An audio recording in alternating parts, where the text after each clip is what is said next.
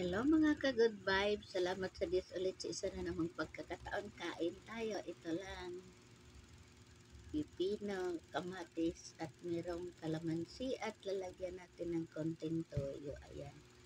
Di mo na tayo kumakain ng kanin o anumang karni dahil sunod-sunod ang pagkain ko ng karni noong nakaraang SPBB mga kapatid. At saka kanin, kaya naramdaman ko nang sumakit ang likod ko. Ganun ako pag kumain ako ng kanin. Iwan ko kung bakit. Siguro mataas yung acid reflux ko, kaya doon sa likod pumunta. Kaya ito lang muna yung kakainin natin mga ka-good vibes. Kain tayo ng hilaw. Dahil ang hilaw marami siyang fiber at saka vitamin C, at makakuha din tayo ng marami pang minerales at hindi masisira yung enzymes kung ganitohin natin.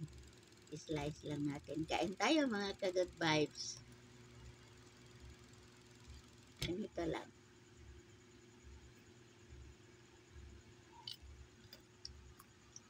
Salamat sa Diyos sa panonood.